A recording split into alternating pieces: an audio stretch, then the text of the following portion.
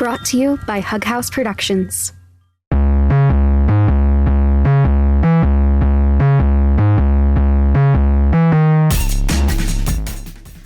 Welcome back to Nevermorphed. This is another episode of Book 13, and when you hear this, if you listen to this when it comes out, I will be in Paris for Christmas this year.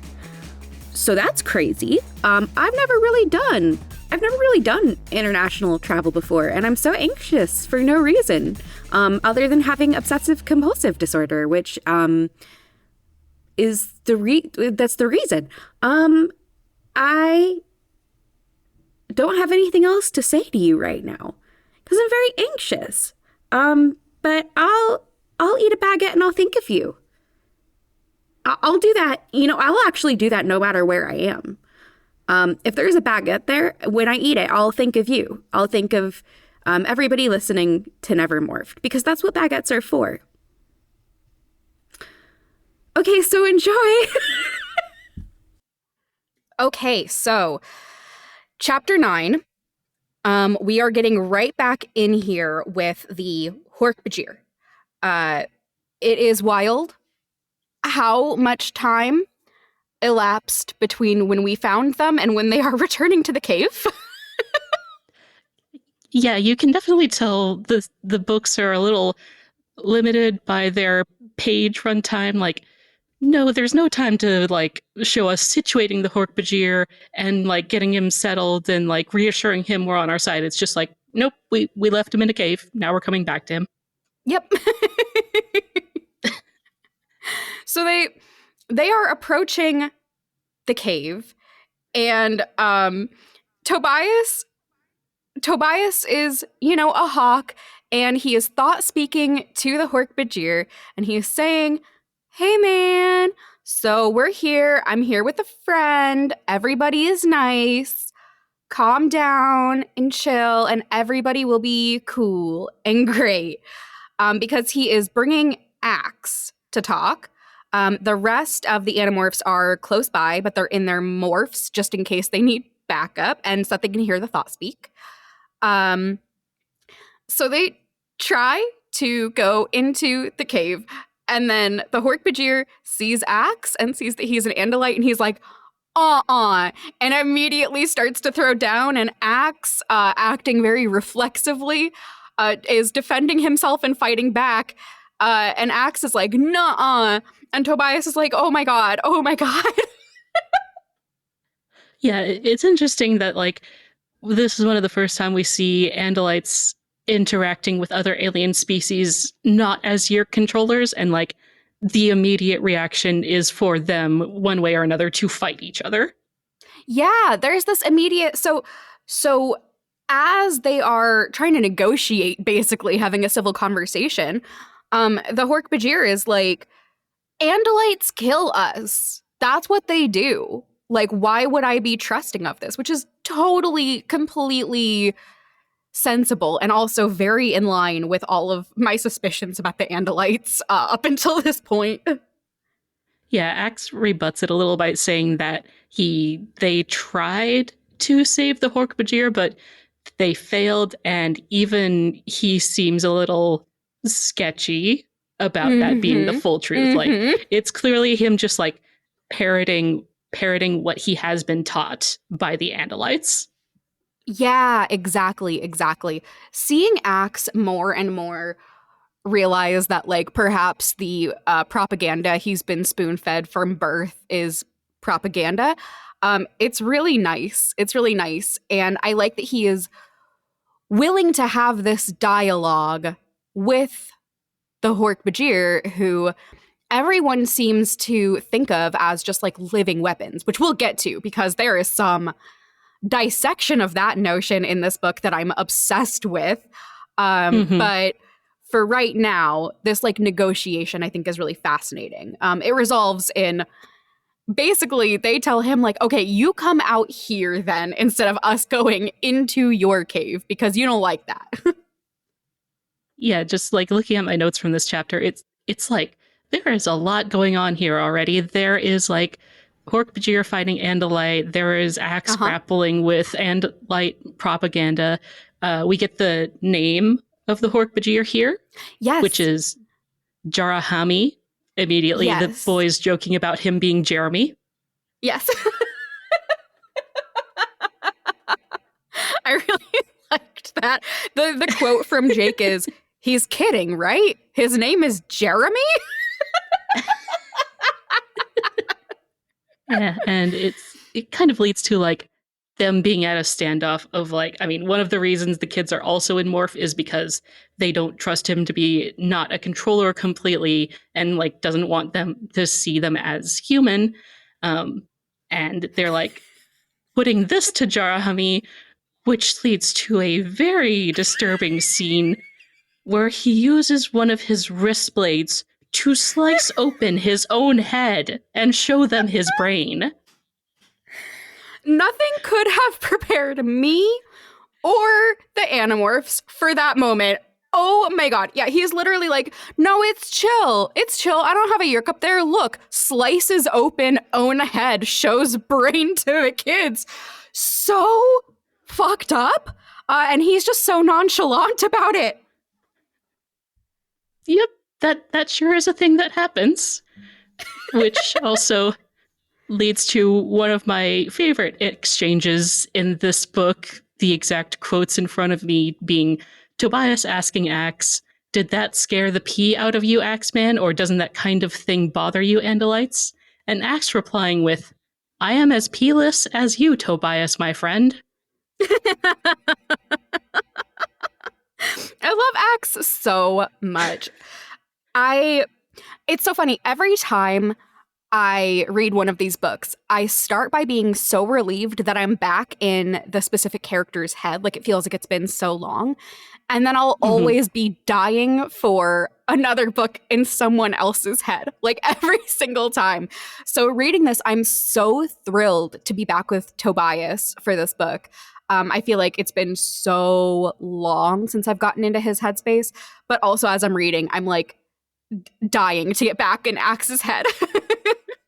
Yeah, I think something I read about Animorphs actually was that someone pointed out that like Tobias and Axe literally didn't get books as often as the other protagonists. Like they got one for everyone else's two, pretty much. Oh, So we interesting. only get like half as much perspective from them as we do the others, and we really have to like wait for them to come back around in a cycle.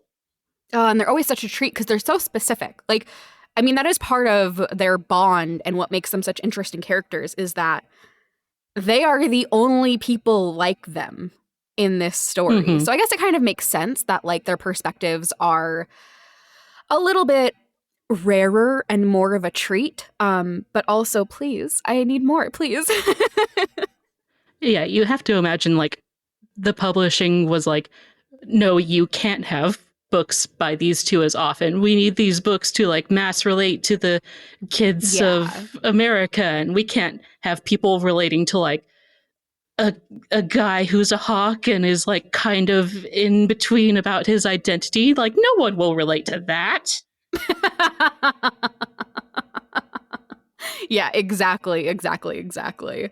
We get basically like what is going on here. So we know that he is totally free of his yerk and that his wife was too. And like his goal here is just to get her back because he loves her. And he says this with such conviction that they all believe him. This is like pretty much the moment where they agree that like they are on his side for sure and that they have to help him for sure. This is like a really sweet moment of empathy from the entire team because they had been pretty suspicious up until this point. Case in point, all of them being outside in their morphs in case they need to throw down. Um, and just seeing them all like, yeah, no, we need to do this. This is important. Is very sweet. Yeah, and you got to think it's actually probably somewhat of like a relief for them to be able to like be actively involved in the helping of someone who will like know and acknowledge that help, because Mm, most of the times they're either like trying to help prevent someone being yerked, someone who will then go on to like be completely oblivious to what happened in their life, or just like utterly failing these people who are already trapped in this hell. Yeah, exactly, exactly. These books are so good. Like that's such a that's so much to tackle that I haven't seen many like fiction for adults tackle well. Mm-hmm. So we are cut short a little here, just after uh, Jarahmi says that they want to be free for sure, for sure. Cassie, who's standing watch outside, says like, "Hey, we've got people coming." She says that there's this is the start of chapter 10. She says there's 15, maybe 20 people, and then Rachel says, "And we have about an equal amount coming from the opposite direction." And they have Hork-Bajir just out in the open. Like, this is again going back to this, like, whatever is happening here is like one of the most dangerous things that has happened to the Yerk invasion, it seems, because they are pulling out all the stops with absolutely zero intent or care for stealth, which really makes the stakes feel so high and so immediate.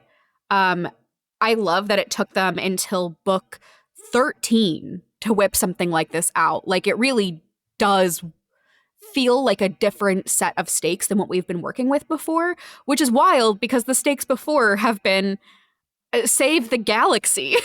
Like it's just a really efficient and effective way of making the conflict and immediacy here feel so much more tangible in a way I found just so satisfying.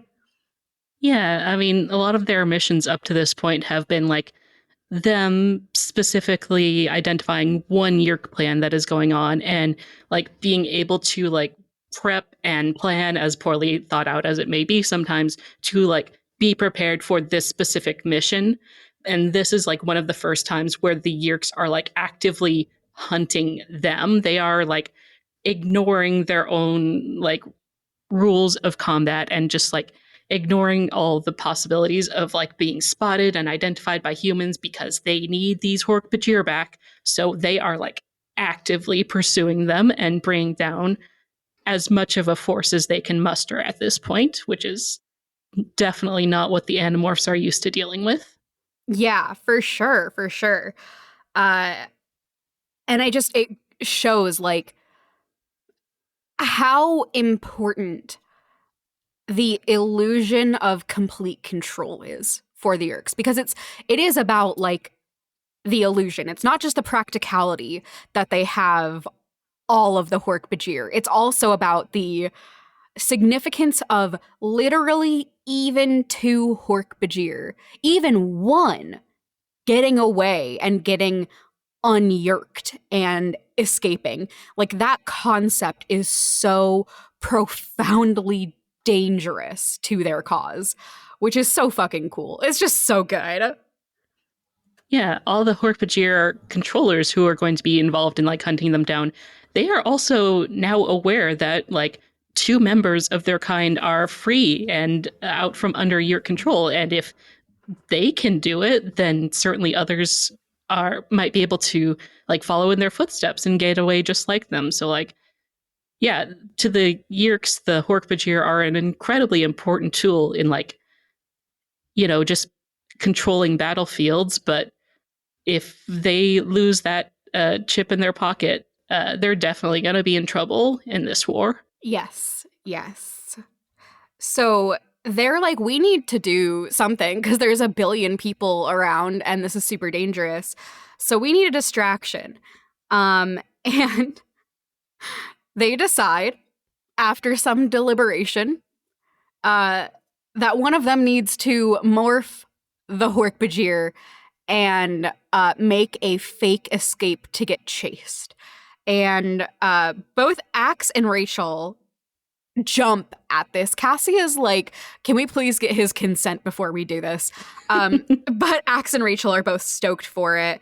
And Rachel winds up getting the honor of getting to morph a Hork-Bajir, which means now Rachel has like one of the most dangerous morphs to date. She just really keeps stacking up the most terrifying battle ready morphs imaginable, which she loves. She's thrilled. And also just makes me terrified. Rachel, girl, you need to go to therapy. Maybe get into kickboxing, girl. Like, Girl, maybe you have some aggression issues that maybe you a can little work out bit. in work out in a non-war crime setting after all this is over, maybe. Yeah, maybe a setting where there aren't like actual lives at stake would be really cool. Maybe instead of gymnastics, again, just like get into boxing, get into MMA or some such, please. And then more moments in this chapter that bring in kind of like the Marco contingent of like the Rachel, Tobias, Oh yes. slightly more off to the side Marco moment. And Marco just pointing out that it's Rachel's greatest thrill getting to be a Hork-Bajir. She'll finally get to become on the outside what she's always been inside, which Tobias doesn't really appreciate the comment, maybe because he just thinks he's like sticking up for Rachel or something, but like you can tell Rachel is kind of stoked to be able to Yes. have these forms that are just like representative of like raw physical power. And, you know, a lot of people do see some like um, metaphors for like gender dysphoria in Tobias's role in all this, but it seems like Rachel does tend to also gravitate towards like male versions of her morphs. Like Yes. even Yes. specifically here, it's like explicitly the male Hork-Bajir that she is becoming, and like they seem to be pretty equally matched gender-wise between the Hork-Bajir about their abilities, but like just that she is the one who winds up as the husband in this partnership is also kind of interesting for her. Yeah, I know people talk lots about how Tobias is such a strong trans allegory, and I do agree with that. But I think that, like, to an equal extent, Rachel is too. Like, personally Mm-hmm. speaking, and I'm sure this is coming from my own very specific perspective as, like, an AFAB non binary person who presents as what most people would consider pretty high femme.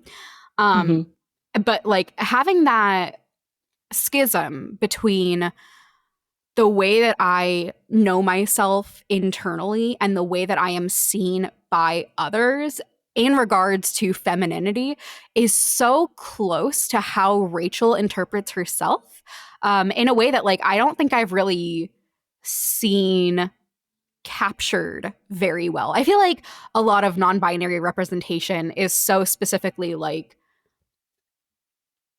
super androgynous, like blue hair and pronouns type, Mm-hmm. and there's nothing wrong with that at all. It's just that I don't see myself in it. So to see it here incidentally with Rachel is so satisfying, and not at all what I expected from her, but it keeps being so great.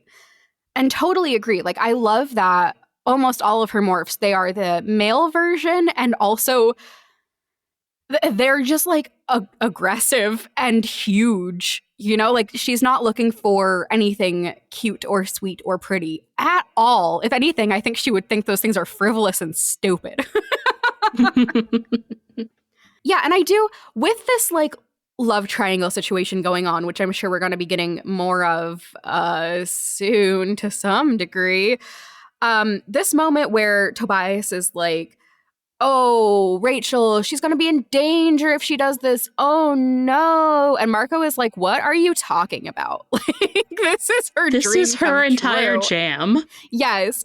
I do feel like at present, Marco, all in all, has a better grasp on who Rachel is than Tobias does. And I do think part of that is because Rachel is a very different person one-on-one with Tobias than she is with like anyone else in the group. She's much more tender with him, much more gentle. Um, but I think that that's more about Tobias than it is about her, you know? Yeah, honestly, I feel like whenever we see Tobias's point of view, the perspective we get of Rachel is like a lot less in line with like the perspective of we get of her in anyone else's books, including her own. She is like, I think, definitely a lot more idealized in his viewpoint of her. Like, he Mm-hmm. doesn't focus on her aggression or her recklessness as enough, or as much, at least not as like a negative thing. He sees her as kind of like this unstoppable warrior queen, and not in like the Xena way that Marco sees her necessarily. And just because it is that him that she's interacting with in his point of view books, we see her being like a lot more overtly tender and gentle with him as well. So it like creates a very different view of her whenever it's him talking. Yeah, exactly, exactly. So she morphs as Hork-Bajir, and she's having a great time. Except in chapter 11, um, she and Jarahami immediately start throwing down with each other. Yeah, having a little dominance ritual because they are now both male Hork-Bajir, and Yes. apparently that is just something they do in their natural state of being, even though they are like technically the same person. I guess the Yeah. instinct still just kicks in, Yeah. like a cat seeing its reflection in a mirror. So Jake is like, okay, we have to like fucking go. Like, this is not the time for this shit. Please. And oh man, I have in my note here that Rachel and Marco more or less keep flirting in front of Tobias. I'm gonna have to go look and see what I was pulling from there. I think it's a little more of the like Rachel much more getting, or Marco much more getting what Rachel is like enjoying about this whole situation. And like Tobias is like, no, stop it. She's not like that. And Rachel is like, hell yeah, I am. Let's go kill some Yeerks. Yeah, yeah. It's so everything about this book makes my heart so scared. Just every moment. So first off, as I'm reading, I'm still thinking that this is when Tobias is going to like lose his sentience, and that's what the book is going to be. And then now I'm also thinking that not only is he going to lose his sentience, that like now the love triangle is also going to skew in Marco's direction. So by the end of the book, Tobias will like give Rachel his blessing to pursue Marco while Tobias stops being a human person inside. Like, I was dreading this the entire time, and I could not have been more wrong. So she is running off, um, and then Tobias notices that a human controller is doubling over, and something is going wrong. And then it starts morphing into an Andalite, and of course, It's the Andalite. it's the Andalite. It's Visser 3. Of course he's here. I love him. Yeah. Every time he shows up, You I'm so thrilled. I know I'm in for a good time. Yeah, he is in fine form this book. You can see him being like boss of the month right here, cuz Yes. he is on the field. He has found the other Hork-Bajir. He knows her by name. She is Ket Halpak, and Yes. just like having a little one-on-one, trying to understand what she's not satisfied with this in this situation. Re- real real good boss guy energy. Yeah, for once. He's also like super on his like villain monologue game. Which we always love to see. He's such a dramatic bitch. I just adore it. Um he's being so like condescending. He's very like Lion King Scar in this book. Yes. So, in fact, they've tracked down this second Hork-Bajir, Ket Halpak, And this is, we know, his Kalashi, his wife. And now they are realizing that they need a second distraction. So, very thrilled that Ket Hallpack is alive, first and foremost. I really did kind of think that she was a goner, so it's great that just to see her alive. So Tobias Thought speaks to her, telling her that he's going to help and that he's a friend of Jara Hami. And he knows that there is, in this area, the territory of a Swainson's hawk, which he kind of has like a rivalry with. And we know that these birds are very territorial. So what he does is Tobias just shrieks a lot as a red-tailed hawk to get the other hawk's attention. And then he just dives at Visser 3, scratching the shit out of his eye stalks. So the Swainson's hawk comes to defend his territory and starts also attacking Visser 3. And thank God, luckily, Ket Hallpack gets away and they all wind up escaping. And before that, Visser 3 has a great moment of just looking at this spare Swainson's hawk and saying, "That bird, it's probably one of them." Yeah. Which leads me to question, like, how often do you think Visser 3 is just like pointing at random animals in the wild now and saying, "That's probably an Andalite," and just like having the controllers shoot it with Kandrona beams, and we don't see it because there's no actual animorphs there? You know it's constant. You know he's just like walking down the street being like, "An ant! That's them!"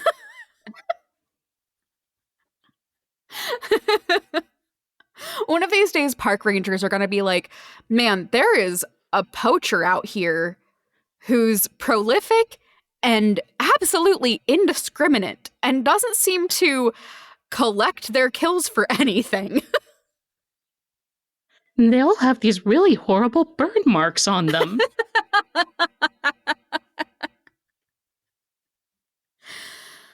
So, Chapter 13, Jar Hami and Ket Hallpack are back, reunited in the shelter of the cave. This is so wonderful. They are not hugging, because that is not a Hork-Bajir thing, which makes sense. Because they would probably poke each other. Yeah, real bad, which apparently seems like not that big an issue if you can just slice your head open, but still probably not super comfortable. Rachel is saying, like, this is great, but we need to leave because I have a life and a mother, and she will kick my ass if I'm out all weekend. So basically, Tobias is like, okay, y'all go home. I will be here and keep watch because I don't have anywhere else to be. And Axe also agrees to help.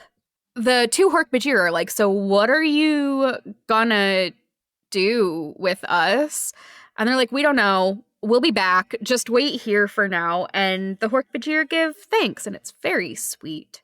And the whole everyone having to talk about, like, possibly missing dinners or being out past curfew. It's another great example of how much the Animorphs are really on the back foot in this whole adventure. Yeah. They tend to be like the ones who are like setting the terms of their engagement. Like they will specifically plan their missions around like weekends and holidays, so it's not suspicious if they suddenly disappear when like all this stuff is happening with the Yeerks. And it's like, yeah, we literally can't do this mission right now because if we're not home, we will get in trouble and that will disrupt our lives in a worse way somehow. Yes. Yeah, like the way that they have to like prioritize staying in cover and like literally not getting grounded, even though that's such a little kid thing, like, because everything really would be jeopardized. But it's also very funny. It's very funny. And it's also very sad because, again, like, Tobias doesn't Gotta worry about those things. And this whole chapter is very like Tobias awkward, in ways that are very stressful. So, It's like, it's okay, guys. Yeah, I'll stay here. It's not like I have anywhere else to go back to. uh-huh. So Jake is like, listen, I genuinely have no fucking clue what to do with these two. I'm at a loss here, guys. Marco calls them Romeo and Juliet, which is very awkward after having Tobias's introduction to him and Rachel as Romeo and Juliet. And Tobias makes like a little offhanded joke about like Rachel's award and how she got it, which everybody knows he wasn't told about and is Mm-hmm. like seemingly a very awkward point of tension. He just like kind of brings it up again, very awkward, very stressful. But they've got other things to worry about right now. So Cassie, being the best forever, points out like they are an endangered species. They are the only two Hork-Bajir who are fully Hork-Bajir, not controllers. They don't have Yerks. This is an endangered species. We have to take care of them. And she suggests that they give them a protected habitat. They are aliens. So they're aliens. They're aliens. They're aliens. I'm not convinced that a protected habitat is going to be safe Protect. for as long. Yeah, exactly. I'm not sure how much it's gonna protect. But Tobias says he knows a place. But he doesn't. He says that doesn't know how he place. knows a place. Yeah, he doesn't know how. And in my notes I say, I swear Hawkbrain has been taking over. I'm killing you and me about this.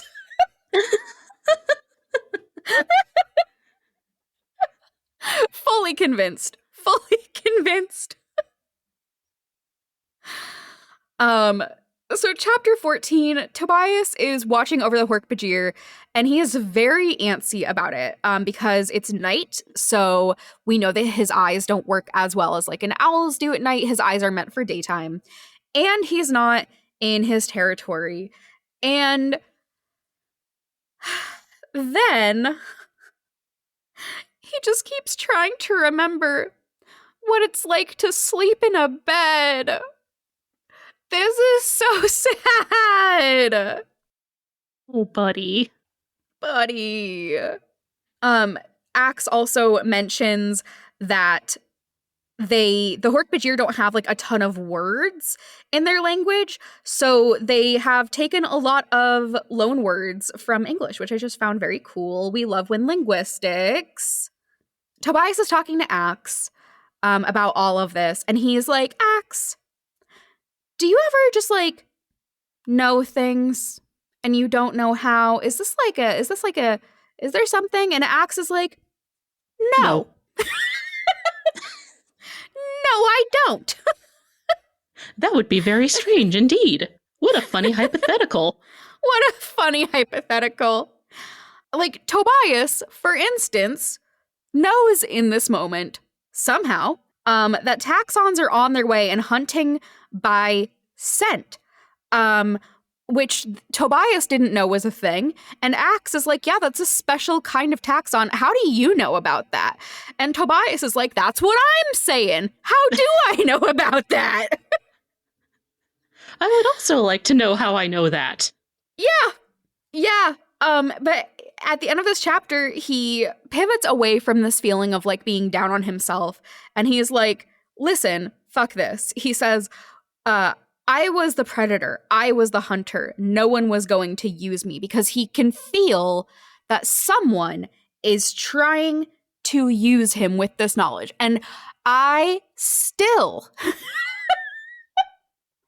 did not put this together.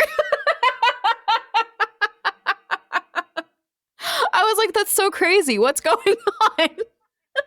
Wow, it's so weird that the hawk brain is trying to use him to save these Hork-Bajir. Yeah, I one would think that at this point in the series I would have basic pattern recognition, but alas, no. And then finally, here in chapter 15, we get the reveal. It's going to take us a little while, but Tobias lets the Hork-Bajir know that the taxons are tracking them. Um, and they're assessing the situation and what to do. And they realize that it's like a pitch black forest. None of them can see very well. But they have to leave because they are being trapped. It is extremely dark outside because they are out in the forest. There's no lights around anywhere. Um, so Jarahimi is like, "Where are we going?" And Tobias is like, "I don't know. I'm waiting for a voice in my head to tell me what to do." And Jarahimi is saying, yeah, sure. The voice in my head is telling me to run. And Yeah, totally normal head voice stuff. totally normal, super normal. And he says, yeah, head voice say, run, go that way.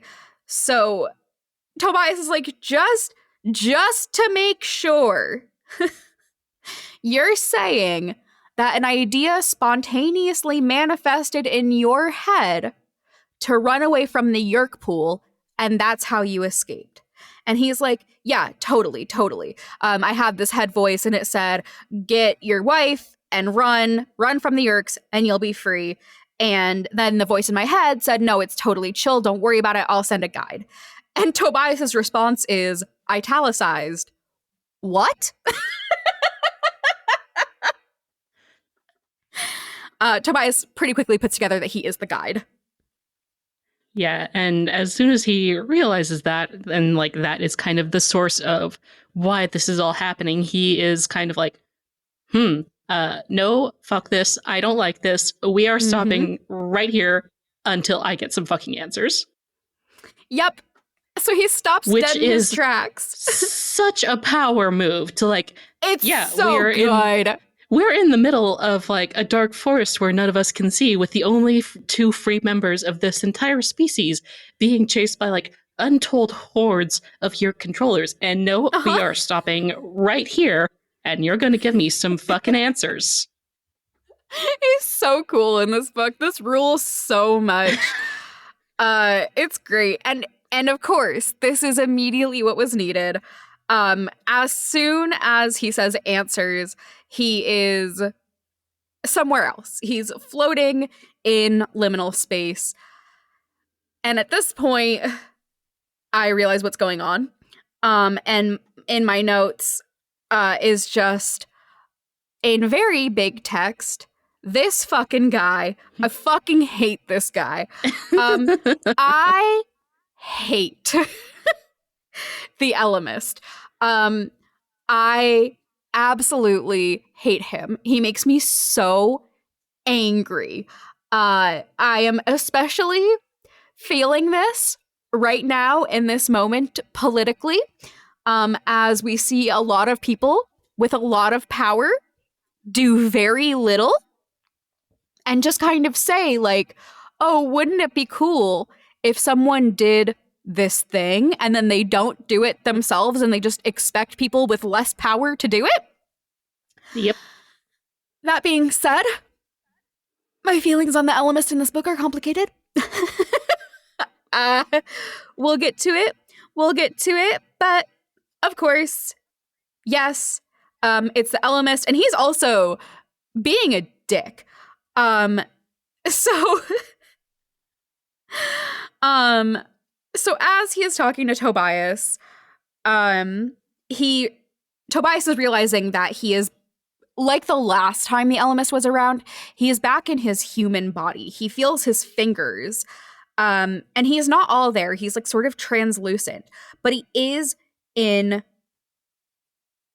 well, he's weird. He's he's in his human body, kind of. It's like he's in general human shape, but like yeah, the parts of him that are human are also Hawk too in some weird metaphysical way. yes, yes. He is approximately like halfway down the morphs on the cover. So he's like, oh, it's you again. Oh my God. And the Elemist is like, yeah, it's me again. Or sorry, not the Elemist. An Elemist, he corrects, but I don't care. And he's like, why'd you put me in this weird body? What is happening here? And he's like, I tried to put you in a form that I thought you could vibe with. And he's like, well, I'm a human. And the Elemist says, are you? You don't look like a human to me. Fuck off, dude. That's so mean. Also, you did it. Like,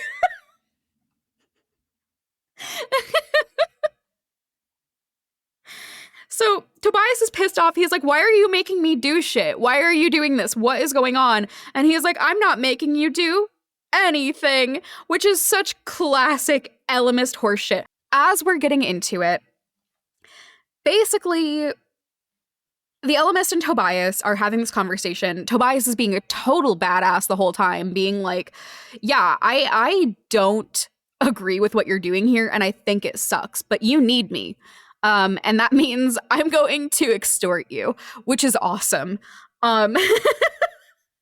Yeah, my note from this section was, get that money, bird boy. Yeah, get that money, bird boy.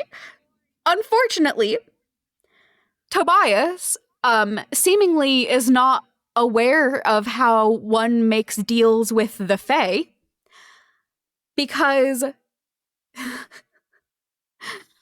Elemist is like, well, Tobias says, you want me to lead these Hork-Bajir to the place you've put in my head? Fine, but I want to get paid for my services. Elemist says, what do you want, Tobias?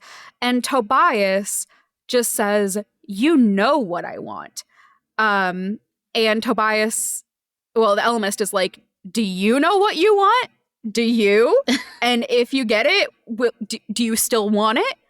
And then he's back in the forest. So important things that I noticed immediately, because I'm always thinking of Fae rules and also contracts. Yeah, in no sense did Tobias specify what it was that he wanted. And at no point did the Elemist agree. Mm-hmm. The Elemist just says, I know what you want, but do you know? That's it. There is no, yes, I will do this. Yes, this will happen. That is the end of the conversation.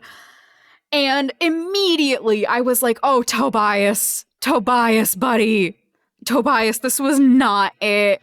Like, first, you should have made him agree to stay here until you've both worked out the terms of the agreement. First off. Second off, you need to be explicit with your words. And I know he is avoiding this because the Elemist is right. Tobias doesn't know what he wants, and I don't think that he really wants to have to think about what he wants. Yeah, it's kind of weird because, like, so much of his narrative, especially in this book, is about, like, wanting control of his own life, but he's also grappling so much with, like, how hard it would be either way for him that he's kind of just like, yeah, you know what I want, just give me that option and nothing else, and then I'll just have to deal with it. And I can be, like, angry that I didn't have control over the choice, but, like, yeah, it's not my fault if I chose wrong. Exactly. Like, Nevermorphed is hosted, edited, and produced by Will Williams. Both a win-win Our theme music and a is no-win The Chase by situation Joey simultaneously Hendricks. somehow. Our title is by Eddie Feely, and this podcast would not exist without Mike Schubert's podcast, Potterless and the Newest Olympian. You can find his works at shub.es, that's shub.es. Nevermorphed is a proud member of Hug House Productions. You can find more at hughouse.productions and follow us on Tumblr at Nevermorphed. Get morphin'!